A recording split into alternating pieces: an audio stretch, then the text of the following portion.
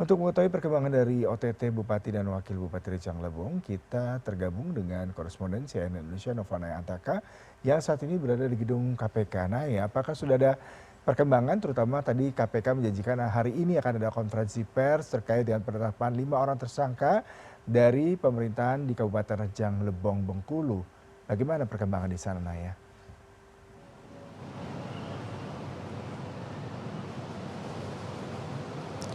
Ya, selamat siang Yuda. Saya kurang mendengar jelas pertanyaan dari Anda, namun untuk perkembangan terkini di KPK terkait kasus dugaan korupsi yang menimpa dari Bupati Rejang Lebong, Provinsi Bengkulu, yaitu dari Muhammad Fikri, di mana memang kalau kita misalnya lihat kilas balik ke belakang pada hari Senin 9 Maret, KPK melakukan operasi tangkap tangan di lingkungan Pemkat Rejang Lebong, Provinsi Bengkulu, di mana dari hasil operasi senyap tersebut, KPK mengamankan 13 orang di lingkungan Pemkap. Salah satunya adalah Bupati Rejang Lebong, yaitu Muhammad Fikri, dan juga ada Wakil Bupati Rejang Lebong, yaitu Hendri Praja. Kemudian 13 orang yang di OTT tersebut sempat diperiksa di Polresta Bengkulu, kemudian di tanggal 10 Maretnya dari 13 yang tertangkap OTT, kemudian 9 dibawa ke Jakarta untuk dilakukan pemeriksaan lebih dalam di KPK. Kemudian dari hasil exposure dan juga gelar perkara KPK menetapkan ada 5 tersangka, di mana salah satunya adalah Bupati Rejang Lebong. Kemudian untuk detail siapa saja 5 tersangka yang ditetapkan oleh KPK dari hasil gelar perkara dan juga exposure ini memang belum dijelaskan secara detail oleh KPK.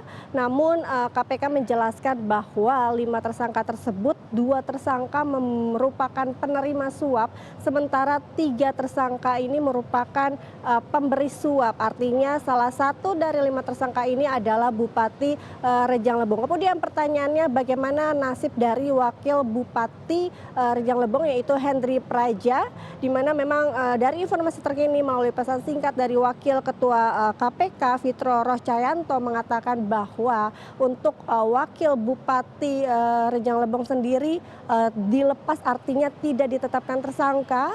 Alasannya karena KPK tidak menemukan bukti-bukti atau keterlibatan Wakil Bupati Rejang Lebong, yaitu Hendri Praja, dalam dugaan kasus suap proyek. Namun untuk mengetahui seperti apa struktur konstruksi kasus suap proyek ini, memang KPK rencananya nanti akan menggelar konferensi pers pada siang hari ini, Rabu 11 Maret di KPK sekitar pukul 2 siang. Tentunya ini kita nanti akan mendengarkan secara detail dan juga secara rinci bagaimana nanti konstruksi kasus korupsi suap proyek ini bisa terjadi, kemudian siapa saja nama-nama tadi yang telah saya sampaikan, ada 5 tersangka yang sudah ditetapkan oleh KPK dari hasil exposure selain dari Bupati Rejang Lebong Muhammad Fikri. Selain itu juga dari kalau kita melihat Bupati Rejang Lebong sendiri ini adalah Muhammad Fikri, merupakan kader dari Partai Amanat Nasional atau PAN, dan dari partai sendiri